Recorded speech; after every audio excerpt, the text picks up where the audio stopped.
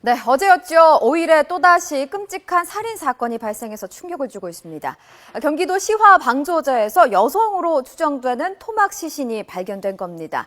팔과 다리, 머리 없이 몸통만 남은 상태였고 알몸이었습니다. 발견된 시신은 예리한 흉기가 사용된 것으로 확인됐습니다. 도대체 누가 왜 이런 끔찍한 일을 저질렀을까요? 단서를 찾기 위해서 경찰 300명이 투입됐습니다. 하지만 시신이 발견된 방조제 쪽에는 CCTV가 없었습니다. 수사에 어려움이 상당한데요. 일단 경찰은 사망 원인을 규명하기 위해서 국과수에 부검을 의뢰한 상태입니다. 그런데 1년 전인 지난해 3월에도 비슷한 사건이 있었습니다. 역시 시화호에서 머리가 없는 남성의 시신이 발견된 겁니다. 이번에 시신이 발견된 현장에서 8km가 떨어진 지점이었습니다. 하지만 이 사건은 사망 원인도 밝혀지지 않은 채 미제로 남았습니다. 시화호에서 연달아 토막 시신이 발견된 사건, 물론 우연의 일치일 수도 있습니다. 하지만 인근에 사는 주민들의 불안감은 말할 것도 없고요. 국민들의 불안도 상당할 겁니다. 토막살인 미스터리, 지금 이슈대담에서 하나씩 파헤쳐 보겠습니다. 예, 이 문제, 바로 토막살인 문제를 비롯해서 제가 앞서 말씀드린 대로 서울 모 고교에서의 부적절한 급식비 독촉 의혹 문제, 이런 문제 종합적으로 살펴보겠습니다. 지금 이 자리에는 부장판사 출신이시죠. 여상원 변호사, 김태현 변호사, 백기종 전 수서경찰서 강력팀장 세 분 나와 계십니다. 어서 오십시오. 안녕하세요. 예. 참, 이 세상이 왜 이래요? 점점 끔찍하고 엽기적이고 말이에요. 예? 이게 뭡니까? 팀장님, 잠깐 우리 안보라 앵커가 이제 그 사건 개요를 말씀해 줬는데, 지금 발견된 시신이 몸통만 남은 거죠, 네. 지금?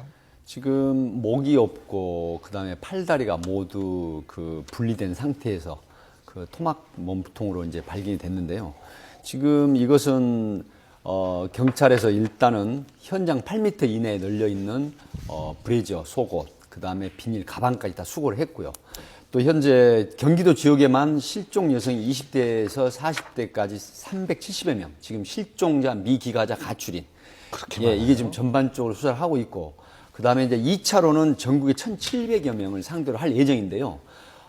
지금 국가수에서 1차 부검 의뢰에서 이제 DNA 일치하는 부분을 해신을 받게 되면 이 가출인이나 그다음에 실종자 미기가자 가족들하고 일치 여부를 판단할 것이고요. 그 대조를 해볼 것이고, 그다음에 지금 부검 결과가 나온 게 뭐냐면은 일단은 왼쪽에 2cm 정도 뜸 흔적이 발견이 됐는데, 사망한 지는 음식물, 그러니까 그 닭고기와 고추 종류의 음식물이 그대로 소화되지 않은 상태로 보아서 식후에 살해된 걸로 좀 추정이 되고 있고요. 그 다음에 일주일을 넘기지 않은 상태다. 이제 이렇게 보고 있는데, 문제는 지금 이 소위 말하는 아기 때 이 대동맥과 폐동맥을 연결해주는 동맥관이, 혈관이 출산 때 열린 상태에서 이걸 다시 덮어주는 이 수술을 했습니다. 예, 그 동맥관 수술을 했는데 이게 지금 한 23cm 정도 있고, 그 다음에 왼쪽에 8cm 정도의 맹장 수술 자국이 있습니다. 이 부분을 일치시켜서 지금 수사를 하고 있는 그런 상황입니다. 근데 23cm가량의 동맥 수술 흔적이라는 건 일반적인 사람이 갖고 있는 수술 흔적은 아닐 것 같은데요. 아닙니다. 예. 그죠? 그렇게 흔하지 않은 그리고 그런 수술입니다. 수술은 큰 병원에서만 할 수 있는 거 아닐까요? 그렇습니다. 대체로. 그렇다면 그것이 기록에 남아있을 가능성이 있는 거 아니겠습니까? 예, 그렇죠. 그러니까 맹장 수술이랑 저 어깨 이제 동맥 수술 두 가지 수술인데, 맹장 수술은 사실은 너무나 흔한 수술이니까 그걸 가지고 신원 파악에 도움이 되는 건 좀 어려울 것 같고, 그 왼쪽 가슴에 있었다는 그런 정도의 수술은 진짜 말씀하신 대로 굉장히 이례적인 수술이라고 볼 수 있기 때문에 아마 그 인근의 어떤 병원의 수술 기록 같은 거를 찾아서 대조하려고 할 것도 같은데, 그렇게 되면 사실은 너무 범위가 더 넓어지거든요. 저기가 시아오에서 시신이 발견됐다고 안산이나 시흥에 살고 있던 주민이라고 볼 수는 없는 것이고, 거기다 어릴 때 수술했던 흔적이라 하니까 어찌됐든 간에 검찰에서는 저인방식 수사로 해가지고 일단 피해자 신원을 파악하는데 지금 현재로서는 주력을 다할 것으로 보이는데, 일단은 쉬워 보이지는 않습니다. 어떻게 보세요? 면식범에 의한 소행일 가능성이 있다고 보십니까, 여보세요? 근데 그보다도 이게 자꾸 우리나라에서 이제 예전에는 우리가 어릴 때는 못 보던 이런 거 범죄들 못 보던 아닙니까? 범죄죠, 예, 사실. 그러니까 이게 자꾸 사회가 농촌 사회나 이 정착민 사회에서는 이런 일이 없거든요. 죽이더라도 끔찍하게 죽이고 이러진 않습니다. 우발적으로 죽이고 하는 건데, 이게 특히 지금 우리가 의심 많이 되는 게 그 외국인 여성일 가능성도 있다. 아까 음식물도 그 닭고기하고 고추가 나왔지만 이게 마치 그 동남아시아 거기서의 음식 같은 느낌이 들거든요. 그런 경우에 이렇게 다문화가 이렇게 섞여 살 때 서로 간에 어떤 정이란 게 아예 다른 민족끼리는 쇼비니즘도 있지 않습니까? 예, 공유하는 그다음 게 이제 적으니까. 그리고 지금 미디어, 예. 그다음 컴퓨터 게임 이게 너무 이게 흉악한 그렇죠. 그런 게 너무 많아요. 우리 영화에 뭐 옛날에 외국 영화지만 양들의 침묵 예. 뭐 이런 거 보면 아주 끔찍한 살인을 저지르는 싹 다 그런 게 하니발 있거든요. 나오고. 그래 이런 게 계속적으로 예. 하면서 이렇게 계속 끔찍한 범행이 나는데 면식범이냐 여부는 이제 그 사실은 이 그 살인의 그 흔적 이런 걸 봐야 됩니다. 면식범일 때하고 이거는 우리 백팀장님 잘 아시겠지만 전혀 모르는 범죄에서는 이게 죽일 때 뭐 주저헌이라 그럽니까? 뭐 이런 거라든가 그걸 지금 봤는데 그러니까 부검에서 어떻게 나왔는지 모르겠어요. 네, 아주 예리한, 네. 예리한 그 얘기로, 예리한 흉기로 2 내지 3회에 걸쳐서 절단을 해버린 그런 형태로 2 내지 3회면 그래도 단칼에 굉장히 날카로운 거야. 흉기로. 그래서 그 저는 뭐 이거 면식범인지 여부는 더 해봐야겠지만은 결국 이렇게 잔인하게 죽인 거 아닙니까? 죽이고 나서 잔인했고요. 이거는 그 치정, 그러니까 남녀 관계에서 그런 가능성이 하나 있고, 그 다음 증거 인멸. 완전히 이번에 사실 팔다리 같은 게 전부 없으니까 지문도 감시가 안 되고, 그래서 그 두 가지 가능성이 있다. 그렇게 생각됩니다. 어떻게 보세요, 백 팀장님? 예, 예 변호사님 말씀대로요. 우선은 완전 범죄를 꿈꾼 것입니다. 그 다음에 이제 원한이나 보복, 치정, 특히 분노 범죄라고 하죠. 치정에 관련된 이런 형태면은 그 살해를 하고 난 다음에도 자기를 발각되지 않게 하는 그런 은폐시키려는 완전 범죄를 꿈꾸기 때문에 이런 아주 끔찍한 유형의 시신 토막이나 분리, 유기, 훼손이 일어난다는 훼손하는 거죠. 그런 상황이죠. 근데 아까 암브라 앵커도 잠깐 얘기를 했습니다만 이 머리 없는 시신도 지난번에 나왔다 그러더라고요. 네. 이 시와호 근처에서 이렇게 끔찍한 시신들이 물론 8km가 떨어져 있다고는 합니다만 뭐 어떻게 보세요? 근데 이제 경기 남부 지역 쪽에 사실은 이게 굉장히 지금 요새 잔혹 범죄들 많이 일어나고 있잖아요. 옛날에 뭐 오원춘 사건도 그렇고. 유독 그쪽 지역이 좀 그렇게 되고 있는데 그쪽 지역에 사실 일단 인구 대비해가지고 그 수사 인력이 좀 적다고 그래요. 경기 북부보다. 왜냐하면 경기 남부 지역에 지금 또 공단 많이 들어오고 그러면서 인구가 집중되는 지역이거든요. 그리고 이제 경기 남부 지역이 이제 다른 우리나라 어떤 지역과 비교했을 때 외국인 숫자, 노동자 숫자가 많습니다. 그러니까 외국인 노동자가 뭐 제가 뭐 범죄 성향이 있다 뭐 이런 말씀을 드린 건 아닌데 외국인 노동자가 아무래도 지금 불법 체류도 있고 많고 그러다 보니까 좀 관리가 안 되는 측면이 있어요. 그러니까 예를 들면 좀 약간 그 감독의 어떤 사각지대에 있다고 하는 것이죠. 그러니까 우리나라가 사실은 어떤 서구 선진국에 비해 서구 사회에 비해서 그 굉장히 치안이 잘 돼 있고 한다는 것이 주민등록증 다 돼 있고요. 그다음에 지문단위 다 하고 그러니까 어떻게 보면 수사기관에서 관리가 잘 되는 측면이 있거든요. 근데 외국인 노동자 같은 경우에 불법 체류자 같은 노동자 같은 경우에 관리가 전혀 안 돼요. 그러니까 지금도 만약에 하나 문제가 뭐냐면 지금 보니 딱 한국인이라는 얘기는 안 나오거든요. 아시아의 여인일 것이다라는 얘기를 봐서 아마 피부색이나 그런 거를 봤을 때 혹시 동남아 쪽 여인이 아닐까라는 추정도 가능할 것 같은데 만약에 동남아 노동자 중에서 불법 체류자라고 하면 이 피해자 신원 파악하기가 쉽지가 않거든요. 그렇기 때문에 아마 경기 남부 지역에서 이런 또 잔혹 범죄도 많이 일어나고 그것이 또 뭐 시아우 주변이 사실은 어떻게 보면은 그 시체를 좀 시신을 뭐라 그럴까 유기하기에 좀 좋은 환경을 가지고 있거든요. 그래서 아마 경기 남부 쪽에 이런 잔혹 범죄가 좀 많은 거 아닌가 좀 그렇게 보고 있습니다. 예, 김태현 변호사가 말씀 잘 하셨고요. 지금 이 강호순 사건도 혹시 기억을 하실 겁니다. 그럼요. 예, 경기 서남부 지역의 강호순 사건이나 화성 연쇄 살인 사건, 이제 지역적으로 특성이 있는 이런 경기 서남부 지역의 사건은 사실상 그 치안력이 상당히 낮은 상태입니다. 그리고 이제 그 개발을 면적 대비니까 네, 인구 면적 대비니까. 대비하고 그다음에 인구도 그렇습니다. 경기도 경찰이 지금 한 605명 1인당 상주 인구 비교하면. 근데 다른 지역은 다른 지역 간선 한 400여 명 정도 되거든요. 근데 여기서 또 특징이 뭐냐면 상주 인구만 얘기하지 유동 유입된 인구하고 그다음에 유동 인구를 전체적으로 보면 무려 1인당 2,000명까지 가나라는 부서가 있습니다. 그래서 이 강화랑 개발 지역, 그다음에 CCTV 설치가 많이 안 돼 있고 또 치안력이 미치지 못한 상태고 그다음에 행적이 이거 드문 상태. 그렇기 때문에 범죄 유발하는 심리가 굉장히 높은 지역으로 보기 때문에 여기에 대한 대응이 사실상은 마련이 돼야 됩니다. 근데 이거 앞으로 경찰이 어떻게 잡을 수 있을 거라고 보세요? 글쎄 지금 이제 그 어느 나라 사람에 따라서 크게 달라지겠죠. 아까 우리 김 변호사님 신원, 그러니까 일단은 피해자의 신원 확인이 우선돼야 된다는 예, 말씀이신 피해자가 것 먼저 같아요. DNA는 뭐 검출할 예. 수 있으니까 우선 한국 사람 같으면 실종 신고 그동안 한 그 가정 중에서 그 부모나 자식의 DNA를 검사하면 일치할 거거든요. 예. 그렇게 찾는 방법이 있는데 만일에 외국인 그 불법 체류 노동자 같으면 전혀 이건 알 수 없는 거겠죠. 그렇더라도 저는 개인적으로 수사 경험칙상 보면은 이 사건이 의외로 해결할 소리가 높다. 그렇게 보고 있습니다. 왜요? 왜 그러냐면 지금 물론 외국인이라는 것은 아직 명확하게 밝혀진 건 없거든요. 그래서 만약에 설령 외국인 불법 체류자를 하더라도 들어올 때 어찌됐든 인적사항은 나중에 파악이 될 소지가 있습니다.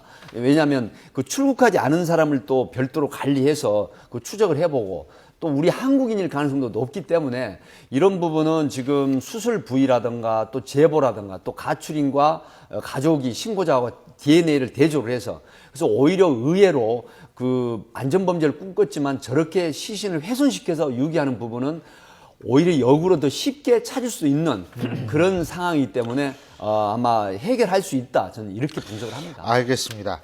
자, 저희가 이 부분은 계속 주시를 해보고요. 자, 다음 주제로 넘어가 보겠습니다.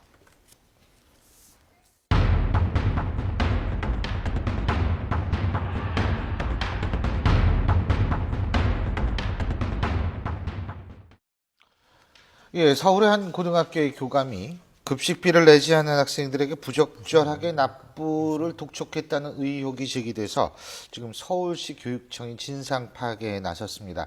앞서도 방송 서두에도 말씀드렸습니다만 저희 제작진은 오늘 해당 고등학교 교감과의 통화를 직접 시도를 해봤습니다만 고등학교 자체가 통화 중이어서 도저히 전화를 연결할 수가 없었음을 제가 미리 말씀을 드립니다. 자, 일단 말이에요. 네. 이게 이제 교육청에서 그 지금 진상 조사에 들어갔고요.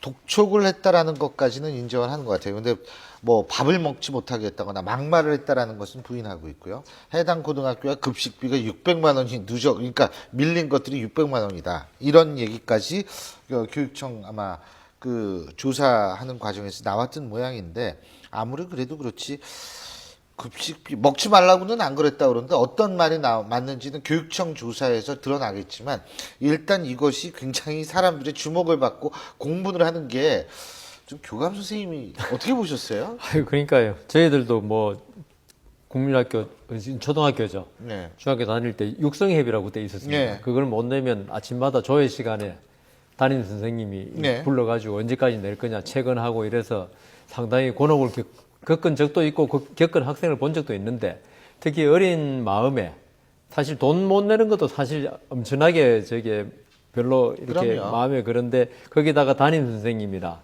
이렇게 어른들이 이렇게 돈 가지고 이야기하면 정말 학교 다니기 싫죠. 그래서 아마 교감 선생님이 이게 학교가 지금 사립학교인 걸로 알고 있는데요. 사립고등학교입니다. 예, 사립고등학교니까 아마 거기에 대해서 제 생각 재단 이사장부터 혹시 이걸 빨리 해결하라고 그러면 결국 교사들한테 주문하거든요. 그다음 또 교감 선생님이 왜 했느냐. 담임 선생님은 맨날 그 학생 보고 이렇게 마주하는데 그런 걸 잘 못할 거 아니겠습니까?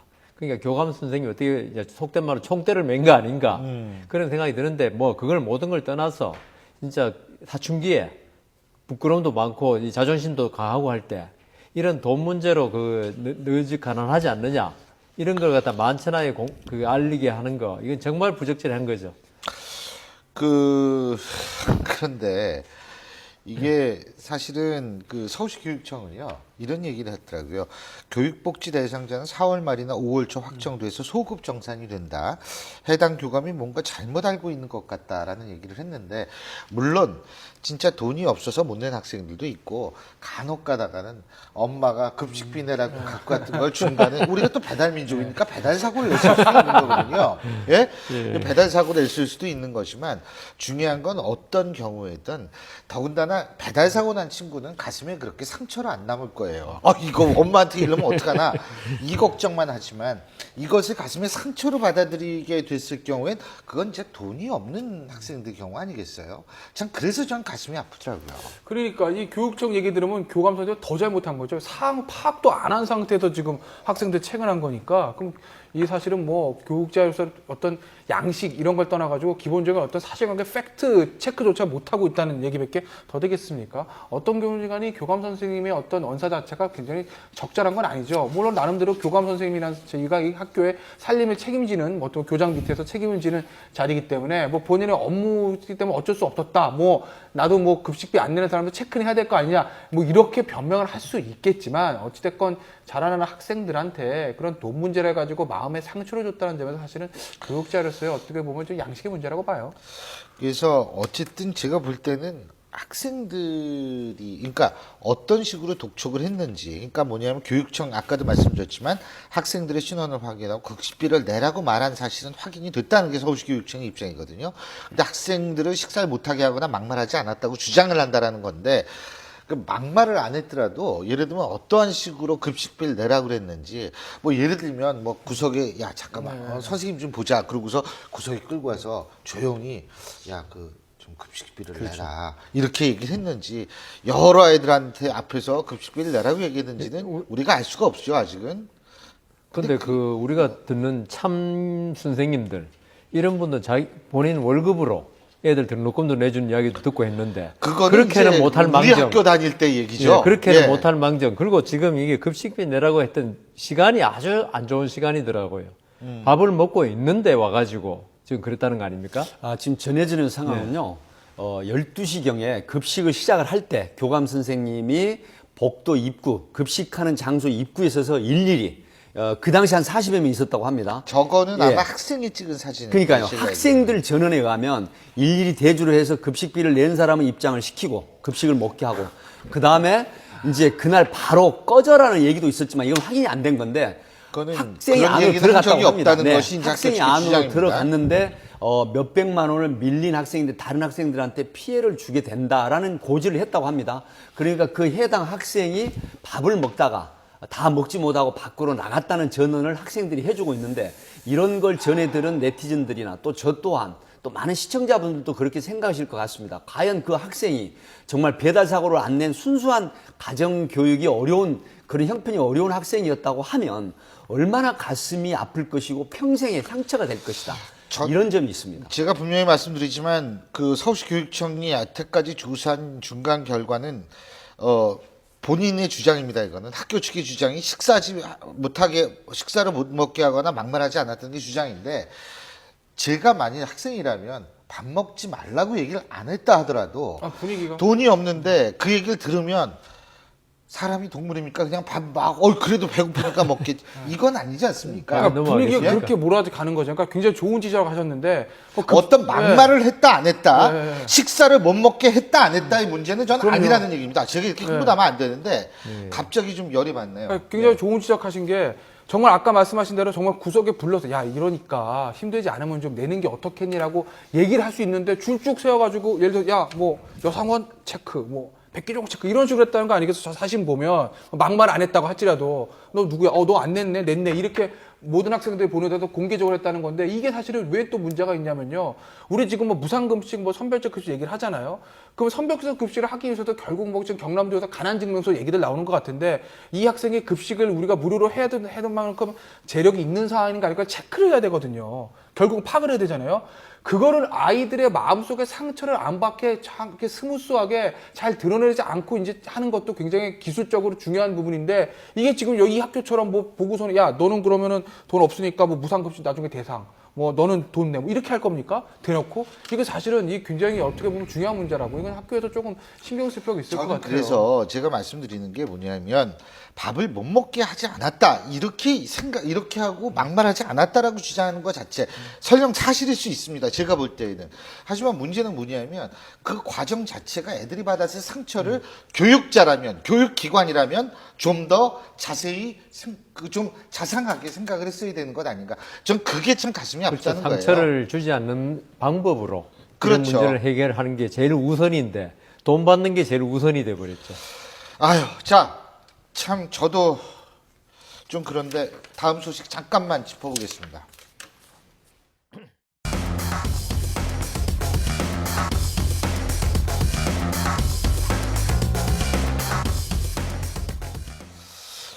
예, 광안대교에서 달리던 차에서 돈벼락이 뿌리 200장, 1달러짜리 200장, 200불 뿌린 거죠, 그러니까. 34세 된 그 차모 씨라는 남성이 뭐 영화 같은 일을 해보고 싶다라고 하는데 또 본인은 굉장히 불만에 쌓여서 1달러를 은행에 돌아다니면서 200달러를 일부러 바꿔가지고 그 다음에 부산 강안대교를 달리면서 달리는 차에서 200장을 뿌렸는데 4차선 도로를 뒤따르던 운전자들이 이 돈을 1달러짜리를 줍겠다고 세워서 그 다음에 4차선 도로가 5분가량 아주 체증이 말도 못하게 된 이런 상태인데 결국은 경찰에서 단속을 해서 아마 입건 조치를 불구속 입건 조치를 한 사안입니다. 아니 그 직업도 없으시대는데 아니 그 돈을 뿌리는 심리가 뭐라고 보세요? 글쎄요, 영웅 심리인가요? 그 영웅 요새 그 저기 언론에 몇 번 홍콩에서 돈 뿌린 사람, 그다음 우리나라에도 한번 돈 뿌린 사람 나타났었죠.